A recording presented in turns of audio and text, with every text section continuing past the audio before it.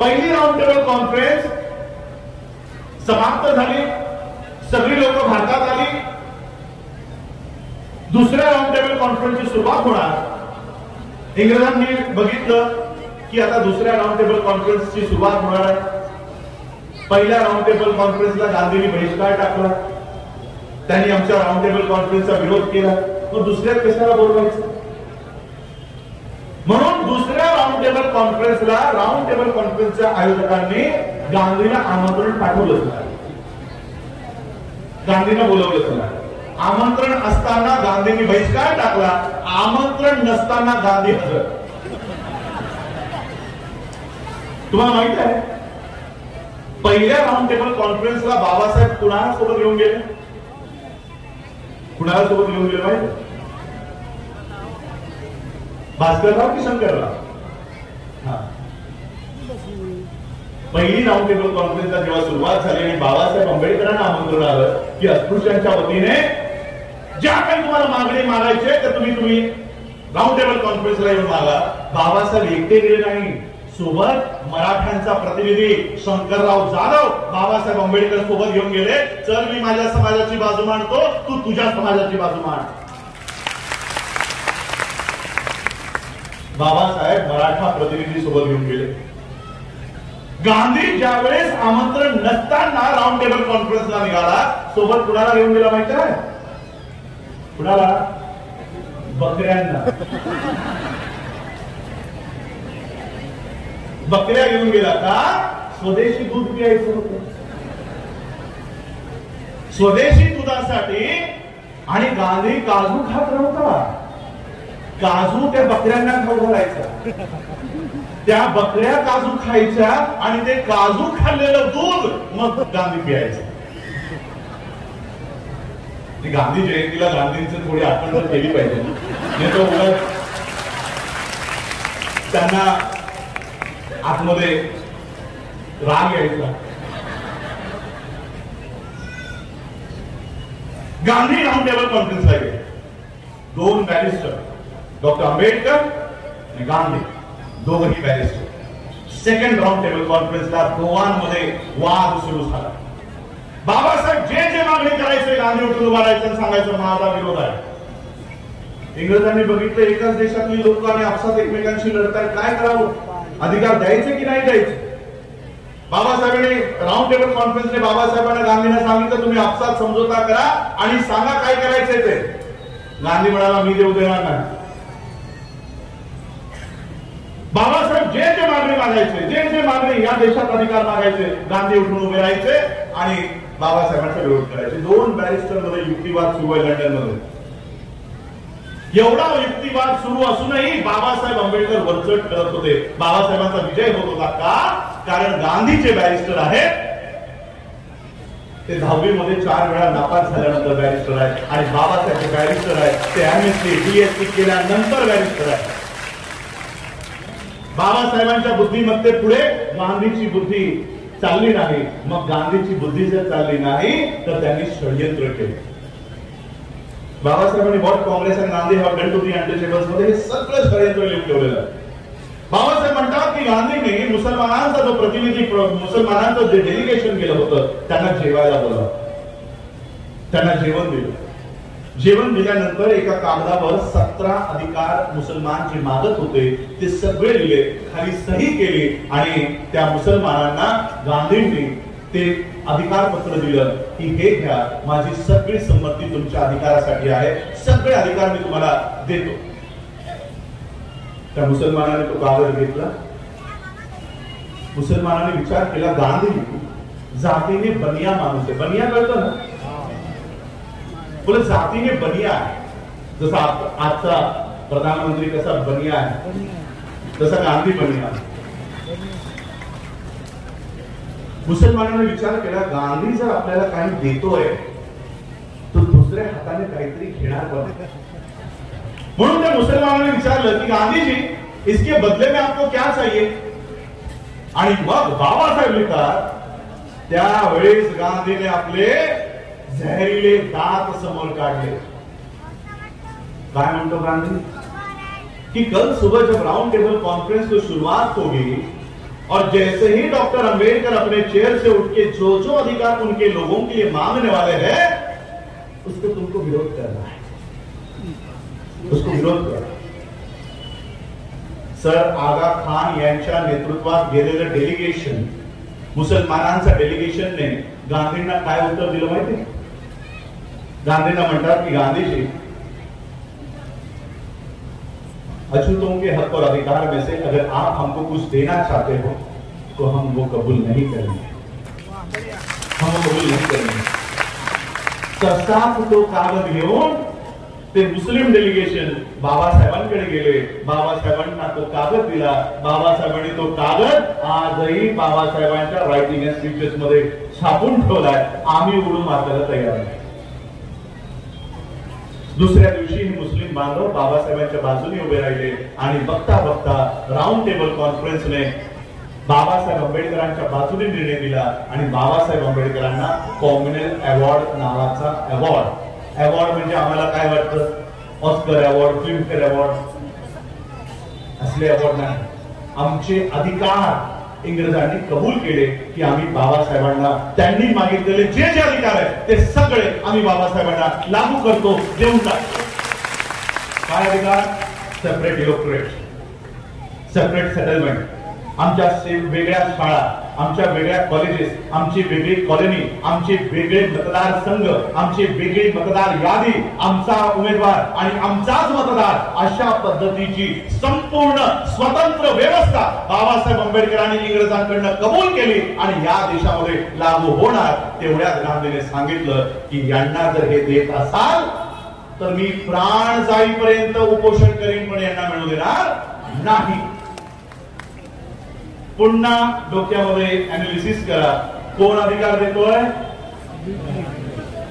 कोण अधिकार देऊ देत नाही? आणि केवळ देत नाही, त्यांनी उपोषण केलं, गांधींनी उपोषण केलं। कारण हा प्रसंग मी अजून थोडा वाढवतो, कारण अकोल्यामध्ये पुणे कराराच्या दिवसाला काय दिवस साजरा करता तुम्ही इकडे? अधिकार दिवस है ना, 24 सप्टेंबर, स्वाभिमान दिवस। या चला स्वाभिमान दिवसाचं स्वाभिमान काढतो। गांधीने बाबासाहेबांना धमकी दिली, इंग्रजांना धमकी दिली की बाबासाहेबांना हे अधिकार देत असाल तर मी प्राण जाईपर्यंत उपोषण करीन, पण मिळू देणार नाही। आणि गांधींनी उपोषणाची धमकी दिली। गांधी जसेही भारतात आले, उपोषणाची धमकी दिल्यामुळे गांधींना उचललं, अटक केली आणि पुण्याच्या येरवडा जेलमध्ये कोंबलं। पुण्याच्या येरवडा जेलमधनं 3 पत्र गांधींनी इंग्रजांना पाठवलंय। पण पहिल्या पत्रात गांधी लिहितात की मला काय उपोषण वगैरे करायचं नाही। हे ऑन रेकॉर्ड पत्र आहे, बाबासाहेबांनी छापून ठेवलेलं आहे, मला काय उपोषण वगैरे करायचं नाही, फक्त बाबासाहेबांना दिलेला जो कॉम्युनल अवॉर्ड आहे तो परत घ्या, मी माझं उपोषण मागे घेतो। इंग्रजांनी पत्र पाठवलं, गांधीजी तुम्ही स्वतः कबूल केलं की आम्ही जो काही निवाडा देऊ, कारण तुम्हा दोघांचं काही ठरत नाही, तुम्हा दोघांचं काही ठरत नाही, म्हणून तुम्ही दोघांनी आम्हाला सांगितलं की तुम्ही जे ठरवाल ते आम्हाला मान्य असेल, असं तुम्ही सही करून आम्हाला दिलं। मग जर आम्ही जो निर्णय घेतलाय तो तुम्हाला मान्य असला पाहिजे, तुम्ही स्वतः सही करून दिली, मग आता तुम्ही कसं म्हणता की परत घ्या? आम्ही परत घेणार नाही, बाबासाहेबांना जे दिलंय ते आम्ही देऊन टाकलं। आता गांधींनी बघितलं की इंग्रज काय घ्यायला तयार नाही, मग गांधींनी त्यांच्या कार्यकर्त्यांना सांगितलं, जा जरा बाबासाहेबांना जाऊन सांगा की तुम्ही स्वतः सोडा, ते काही परत घेत नाही, तुम्ही तरी स्वतः देऊन टाका। बाबासाहेब आंबेडकरांची मोटार रात्रीच्या अंधारातून कुठून तरी निघत होती। ती निघत असताना मशाली घेऊन काही गुंड बाबासाहेबांच्या गाडीसमोर येऊन उभी राहिली। मशाल घेऊन बाबासाहेबांना गाडीतून खाली उतरवलं आणि त्या मशालधारी गुंडांनी बाबासाहेबांना सांगितलं, हा बाबासाहेबांना जीवे मारण्याचा दुसरा प्रसंग होता। 3 प्रसंग बाबासाहेबांना जीवे मारण्याची या देशामध्ये झाले, हा दुसरा प्रसंग होता। बाबासाहेबांना गाडीतून खाली उतरवलं आणि या सगळ्यांनी बाबासाहेबांना प्रश्न केला की बाबासाहेब तुम्ही जे काही अधिकार घेऊन आलात ते स्वतःहून परत देऊन टाका, स्वतःहून परत देऊन टाका. बाबासाहेबांनी समोर एक खांब होता, त्या खांबाकडे बोट करून सांगितलं, तो जो खांब दिसतोय ना, त्या खांबाला लटकावून मला गोळी जरी घातलीत ना, तरी माझ्या लोकांचे अधिकार मी मुळीच परत देणार नाही, मी मुळीच परत देणार नाही. त्या गुंडांनी बघितलं की बाबासाहेब परत द्यायला तयार नाही. ते गुंड गांधींकडे गेले, गांधींना सांगितलं की बाबासाहेब काही परत द्यायला तयार नाही. त्यांचे देसाई नावाचे गांधींचे सचिव होते. ते देसाईंनी, पटेलांनी आणि गांधींच्या सगळ्या कार्यकर्त्यांनी गांधींना विनंती केली, गांधीजी आपका जीवन इतना महान है, तुमचं जीवन एवढं मोठं आहे, कशाला त्या तुच्छ हरिजनांकडे आणि अस्पृश्यांकडे बघता, त्यांना काय घ्यायचे ते घेऊ द्या ना, कशाला त्यांच्यासाठी स्वतःचं जीवन अर्पण करताय, कशाला स्वतःसाठी जीवन त्याग करता, स्वतः त्यांच्यासाठी स्वतःचं जीवन त्याग करताय. गांधींनी जे उत्तर दिलं ते देसाईंनी त्यांच्या देसाई डायरीमध्ये नमूद केलं. गांधींनी जे उत्तर दिलं, गांधी म्हणतात कि तुमको पता नहीं बाबा साहब क्या लेकर आए हैं, तुमको पता नहीं बाबा साहब क्या लेकर आए हैं.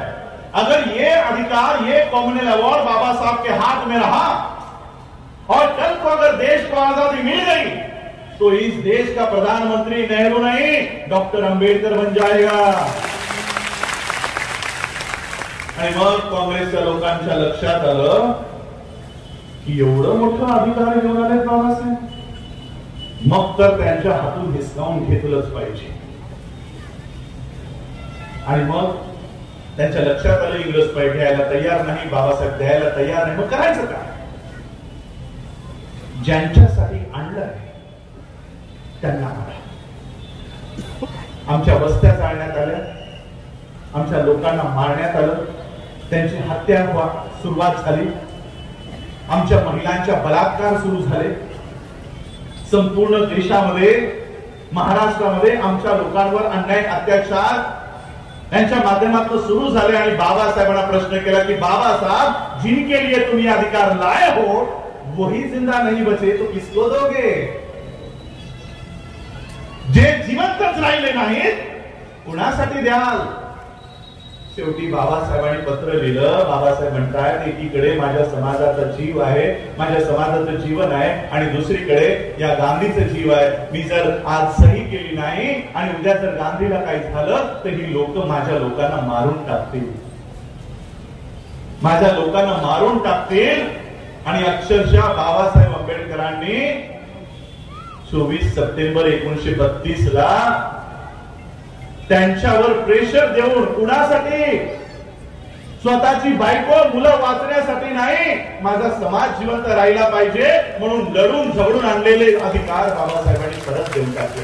घेऊन जा, पण माझ्या लोकांना मारू नका, माझ्या लोकांना मारू नका.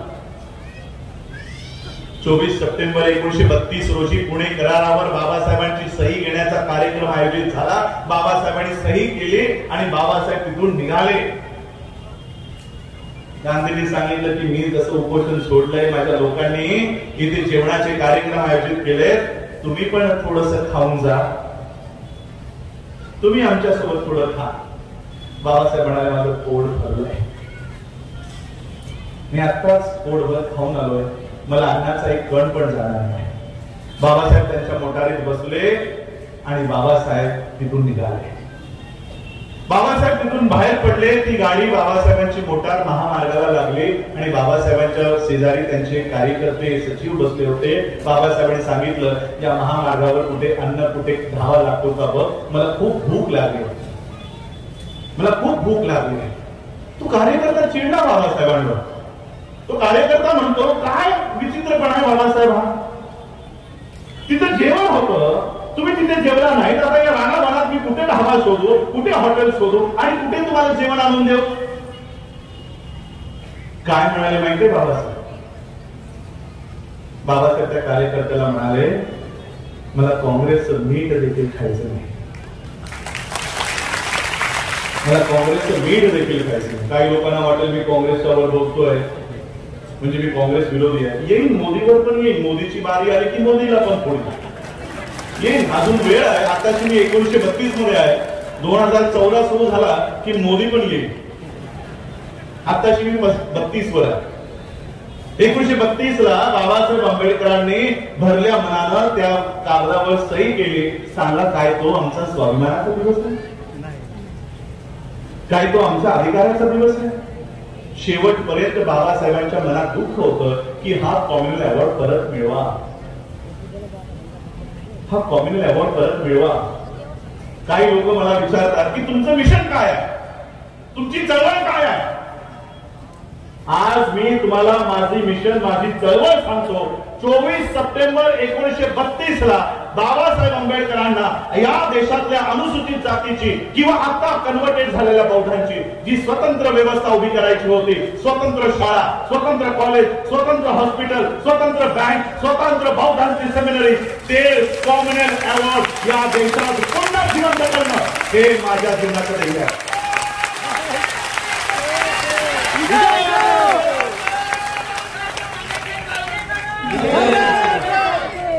जो कॉम्युनल अवॉर्ड बाबासाहेब आंबेडकरांना गांधीचा जीव वाचवण्यासाठी द्यावा लागला, तो कॉम्युनल अवॉर्ड बाबासाहेब आंबेडकरांचा परंतु पुन्हा जिवंत केल्याशिवाय राहणार नाही. तो कॉम्युनल अवॉर्ड बौद्ध आहात ना, बौद्ध आहात, मग बौद्धांची मुलं कुठे गेली पाहिजे? बौद्ध शाळेत. बौद्धांचा पैसा कुठे असला पाहिजे? बौद्धांच्या बँकेत. बौद्धांची रुग्ण कोणत्या हॉस्पिटलला गेली पाहिजे? बौद्धांच्या हॉस्पिटलमध्ये. आम्ही बौद्ध 70-75 वर्ष होऊन आमची मुलं गुरु ब्रह्मा, गुरु विष्णू, गुरुदेव महेश्वरा शिकवणाऱ्या हिंदूंच्या शाळेत. आम्ही कष्टाने कमवलेला पैसा state bank of India, bank of Maharashtra, अडाणी अंबानीला सहकार्य करणाऱ्या हिंदूंच्या बँकेत. कुठे आहे आमची व्यवस्था? कुठे आहे आमचा कॉम्युनल अवॉर्ड? कुठे आहे आमची स्वतंत्र व्यवस्था? मुलं आम्ही पैदा करतोय, त्यांचे मेंदू RSS डिझाईन करतोय, त्यांना आम्ही वाढवतोय, त्यांचा वापर संघ करतोय. पोरं आमची, आम्ही खाऊ पिऊ घालतोय, आम्ही कपडा लत्ता घालतोय, आम्ही शिक्षण देतोय. वापर कशासाठी? कावड यात्रेसाठी.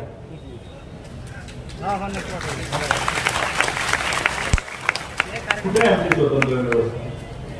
1932 चा काळ पुढे गेला. गांधी उपोषणाला बसला. इंग्रजांनी रॅमसे मॅकडॉनल्डने दिलेले अधिकार सोडावे लागले. पुन्हा डोक्यामध्ये आला की रॅमसे मॅकडॉनल्ड देतोय, गांधी परत घेतोय. 1932 चा काळ पुढे गेला. देशामध्ये स्वातंत्र्याची मोहीम सुरू झाली आणि इंग्रजांनी एक अट ठेवली की ठीक आहे, आम्ही तुम्हाला या देशाला स्वातंत्र्य द्यायला तयार आहोत, पण आम्ही हा देश सोडून गेल्यानंतर तुम्ही हा देश कसा चालवणार आहात त्यासाठी संपूर्ण नियोजन जोपर्यंत होत नाही तोपर्यंत आम्ही हा देश सोडून जाणार नाही. हा देश तुम्ही कसा चालवणार यासाठी या देशाला संविधानाची गरज आहे. तो संविधान तुम्हाला निर्माण करावं लागेल. आणि मग इंग्रजांनी संविधान सभेचं गठन केलं. 398 सदस्य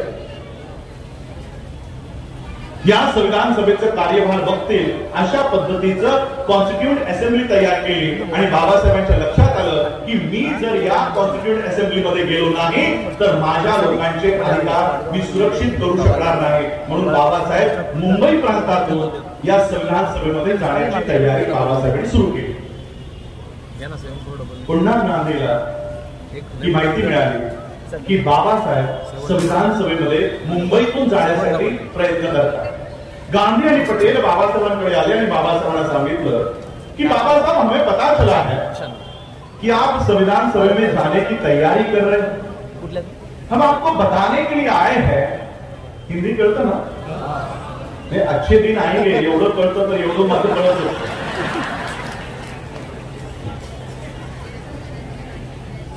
पटेल म्हणतो, गांधी म्हणतो कि बाबा साहब हमें पता चला कि आप संविधान सभा में जाने की तैयारी कर रहे हैं. हम आपको बताने के लिए आए हैं कि संविधान सभा के दरवाजे ही नहीं खिड़कियां भी आपके लिए बंद है. हम आपको संविधान सभा में आने ही नहीं देंगे. आता बाबासाहेबांची समस्या होती की मी जर आतमध्ये गेलो नाही तर माझ्या लोकांचा आवाज मी आतमध्ये बुलंद करू शकणार नाही. येणाऱ्या संविधानात सेफगार्ड सुरक्षा कवच यांच्यासाठी प्राप्त करू शकणार नाही. मला काहीही करून या संविधान सभेमध्ये जाणं आवश्यक आहे. शेवटी बाबासाहेबांची ही व्यथा पश्चिम बंगालमध्ये बसलेले जोगेंद्रनाथ मंडळ यांनी ओळखली. बाबासाहेबांना मुंबईतून पश्चिम बंगालला बोलावलं आणि बाबासाहेबांना त्यांचा निवडून आलेला एक प्रतिनिधी त्याला मागे सारून बाबासाहेबांना ती निवडून आलेली सीट बाबासाहेबांना दिली आणि मग बाबासाहेब संविधान सभेत गेले. संविधान सभेत गेले. संविधान सभेचं कामकाज बाबासाहेबांनी केलं. संविधान निर्माण केलं. भारताचाच नव्हे तर जगातला सर्वोत्कृष्ट संविधान बाबासाहेबांनी तयार केला. आणि हे मी बाबासाहेबांचं वंशज म्हणून सांगत नाही. या जगातला सगळ्यात शक्तिशाली प्रेसिडेंट युनायटेड स्टेट्सचा प्रेसिडेंट बराक ओबामा हा संविधान भारताचं संविधान वाचल्यानंतर म्हणतो की डॉक्टर अंबेडकर अगर हमारे देश में पैदा हुए होते तो हम सूरज का नाम बदलकर उसको अंबेडकर करते. संपूर्ण जग बाबासाहेबांच्या या संविधानाचा गौरव करतो. बाबासाहेबांनी सर्वोत्कृष्ट संविधान निर्माण केला.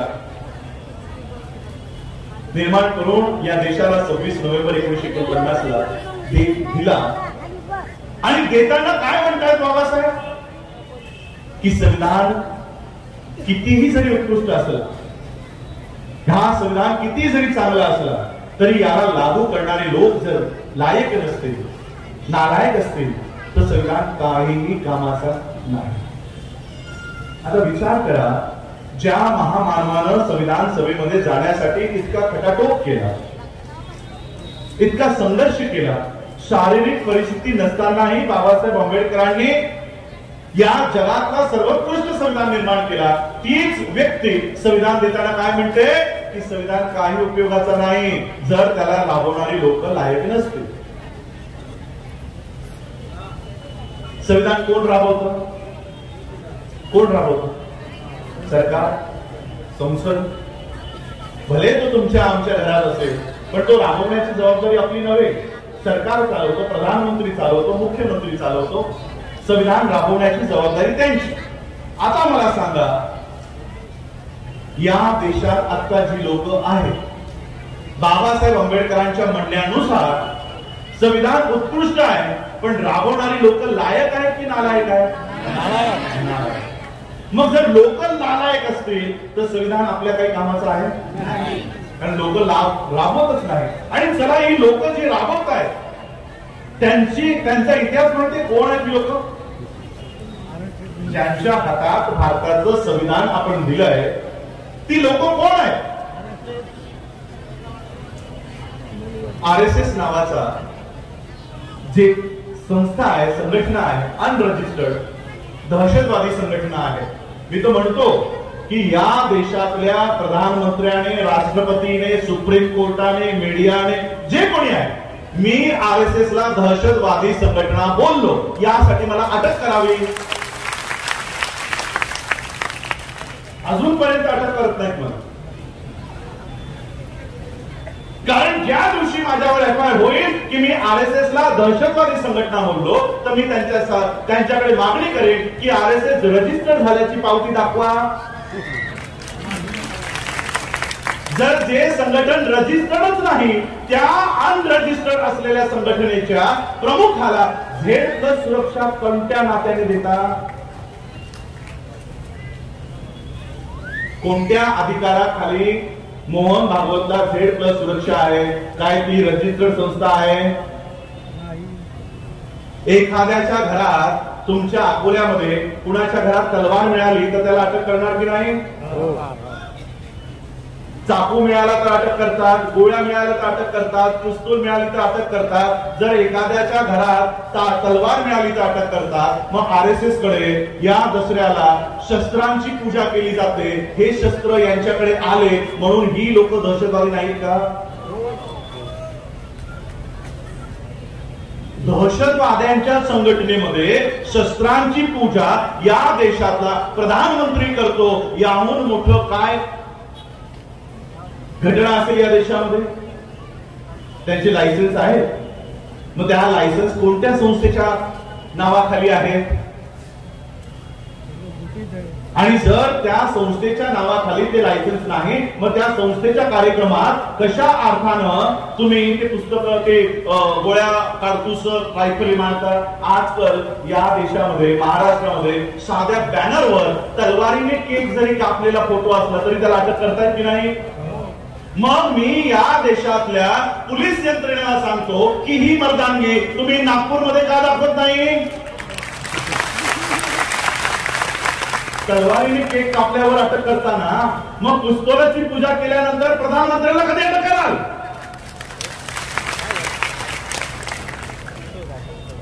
त्याला अटक नाही, त्याला वेगळा कायदा, तुम्हाला वेगळा कायदा. याचा अर्थ संविधान लागू नाही.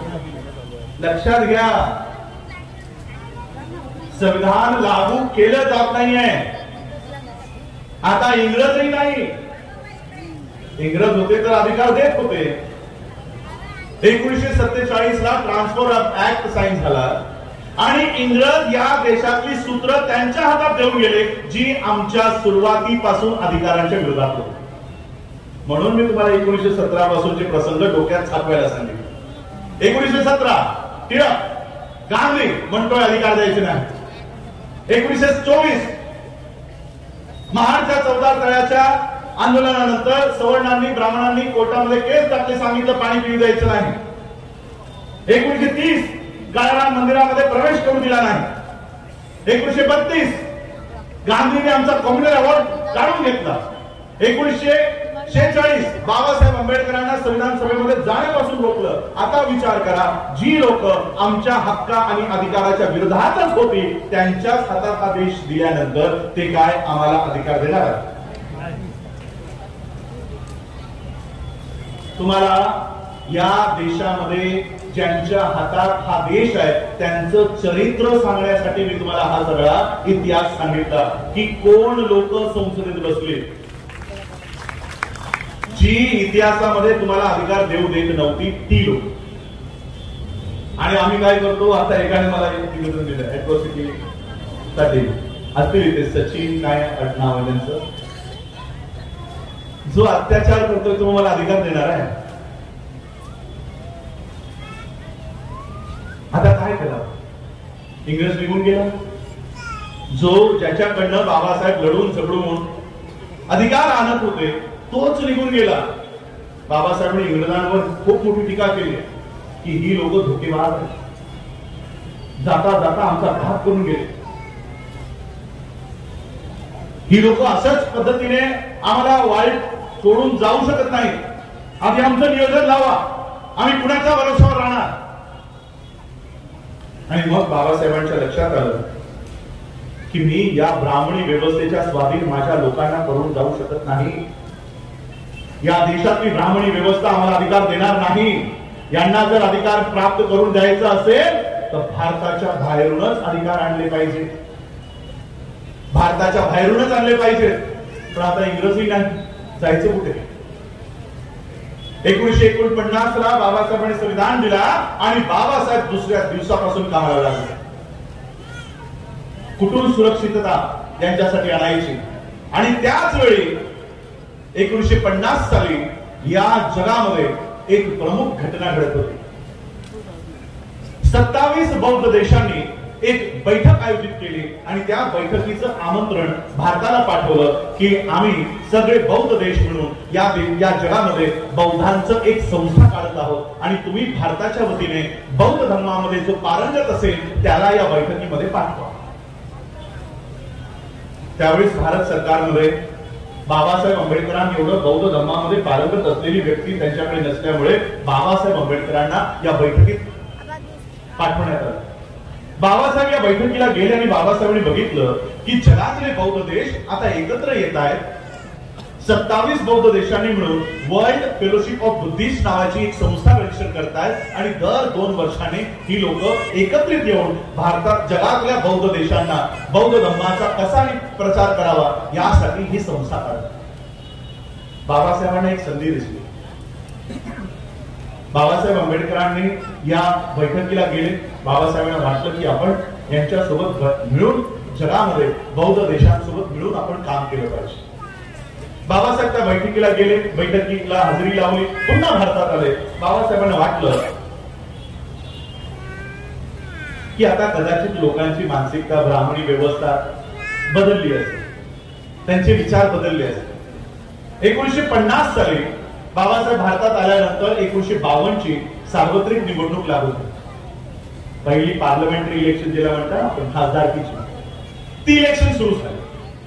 बाबासाहेब आंबेडकर मुंबईतून या इलेक्शनला उभे राहिले. आता विचार करा, ज्या महामानवानं 2च वर्षापूर्वी या देशाला संविधान निर्माण करून दिलं आहे, ज्या महामानवाला संविधान सभेने चीफ आर्किटेक्ट ऑफ कॉन्स्टिट्यूशन ही उपाधी दिली, काय त्या व्यक्तीला हरवण्यासाठी एक तरी पक्ष उभा राहील? ज्याने संविधान निर्माण करून दिला देशाला, देशाचं एवढं मोठं काम केलंय, काय त्या व्यक्तीला हरवण्यासाठी एक तरी पार्टी पुढे येईल? बाबासाहेबांना हरवण्यासाठी काँग्रेस उभी राहिली, सीपीआय उभी राहिली, संघ उभा राहिला, ही सगळी लोक ब्राह्मण उभी राहिली आणि बाबासाहेब आंबेडकरांना पाडण्यासाठी एक चौथी नापास काजोळकर उभा केला. MSc, DSc, DLitt, bar at law, PhD, MPhil एवढी पदव्या प्राप्त असलेल्या बाबासाहेबांना पाडण्यासाठी चौथी नापास काजोळकर उभा केला. आणि केवळ उभाच केला नाही, बाबासाहेबांचा पराजय